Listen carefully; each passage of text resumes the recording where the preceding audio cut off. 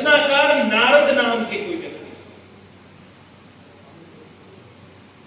हमारे यहां औद्योगिक इकाइयां ही जाती बनी है। वर्धिकों का शिल्प, नौकारों का सौरभ ज्ञान, और केवल वस्त्र उद्योग से हम दुनिया में शासन नहीं कर रहे थे। 25% व्यापार में चर्म उद्योग का कितना बड़ा प्रतिशत है, ये रेखांकित होना चाहिए और ये पढ़ाया जाना चाहिए कि दिल्ली का करोल बाग और रैगरपुरा, जोधपुर के मोजड़ी सूर, और दिल्ली में जब चंडीगढ़ की बारात निकलती थी तो लोग कहते थे निश्चित रूप से ये बारात एक जाति विशेष की है, इसलिए 20 सदी खादी जा रही है, क्योंकि चमड़े के तुर्गास्त्रम घोड़े पर पड़ते थे, चमड़े का प्रयोग हाथी के हौदे में था, चमड़े के आर्मर सूट वीर योद्धा सैनिक नायक पहनते थे, म्यानों को रोकने के लिए चमड़े का प्रयोग। इस देश से अधिक किसी राष्ट्र के पास पशु संपदा थी नहीं, इसलिए चर्म उद्योग भी हमारा सबसे अधिक था। चमड़े पर लिखने का काम था, चमड़े का पार्चमेंट बनता था। और याद रखिए कि इंग्लैंड नहीं, यूरोप की कई महारानियों के चमड़े के बैग बेतिया राज्य से बनकर जा रहे थे।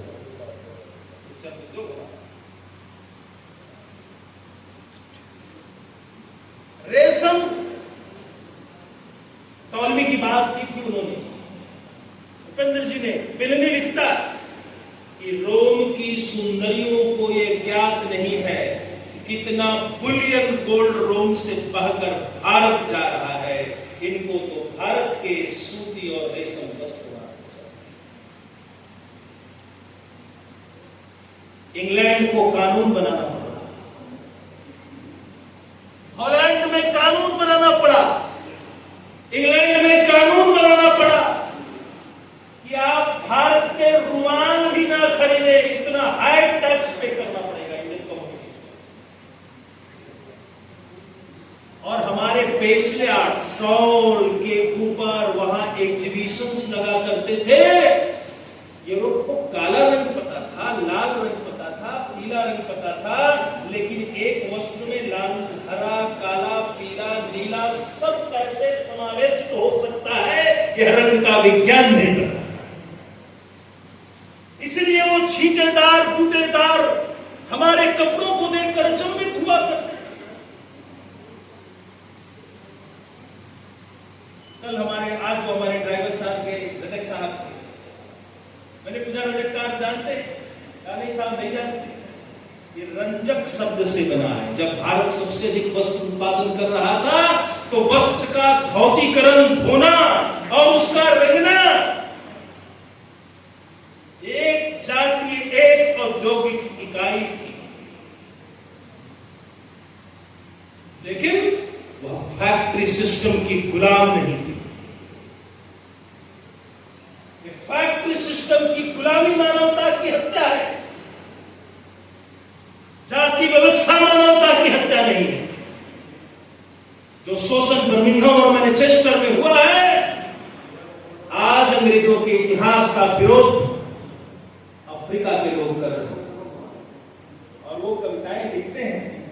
एक बड़ी अच्छी कविता मुझे मिली, your history of industrial growth has been written by our forefathers, O white man, by our black forefathers and our great great great grandmothers. तुम्हारा इतिहास हमारे काले लोगों के रक्त से सना है। और यूरोप में बसने वाले जो पढ़े लिखे विश्वविद्यालय में अफ्रीका के लोग हैं, और अफ्रीका की एक बहुत बड़ा समूह है, वो भारत और भारत धर्म की ओर देखने का प्रयत्न करता है।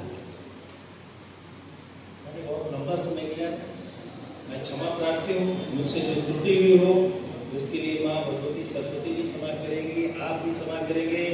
और एक उत्पत्ति को इतने देर तक सुधारना है तो बहुत बड़ा अपराध है। और फाइनेंस ऑफिसर लोग तो भाई फाइनेंस की बात है ना, कह भी रहे थे, तो मैं आपके सामने कहूँगा, यम राष्ट्रम बलमोदस्य चेतम तेजम यह राष्ट्र ओजस्वी बने, बल और तेज से बने। नमो हिरण्य रेत से, नमो भारत भूमि। जय वाग्देवी, जय भारत।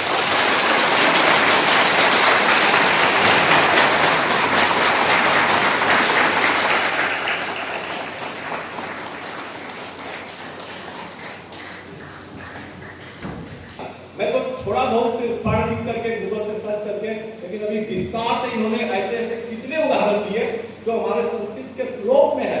हमारे संस्कृत के एक एक श्लोक, एक एक शब्द में विज्ञान भरा हुआ है। यही कारण है कि आज विदेशों की बहुत सारी विश्वविद्यालय हमारे संस्कृत महाविद्यालयों से टाई अप कर रही है, उसके अर्थ को समझ करके और उससे विज्ञान की खोज कर रही है। यही कारण है। ऑस्ट्रेलिया में, सही बात मैं केवल पढ़ करके बता रहा हूँ, खोज ये करेंगे सही है कि गलत। ऑस्ट्रेलिया की एक कॉलेज है, royal Australia college of surgeon, जिसमें सुश्रुत, जो हमारे सुश्रुत संहिता आपने पढ़ी होगी, हमारे चिकित्सा विज्ञान के ऋषि मुनि थे, जो कितनी शल्य चिकित्सा की है उन्होंने।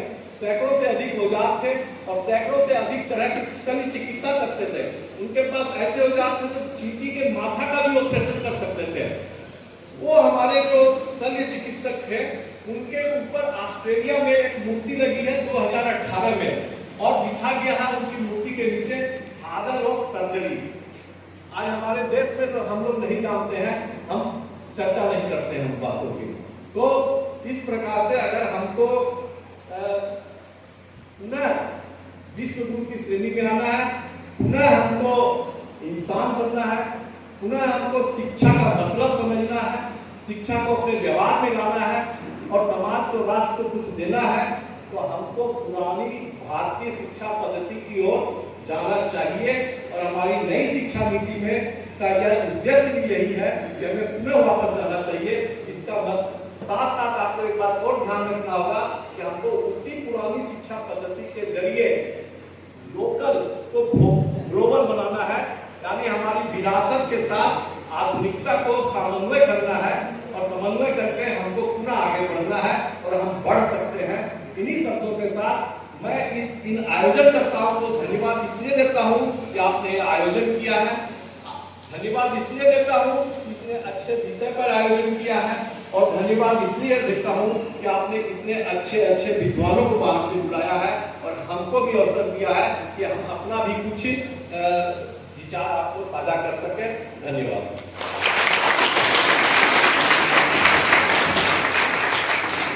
धन्यवाद।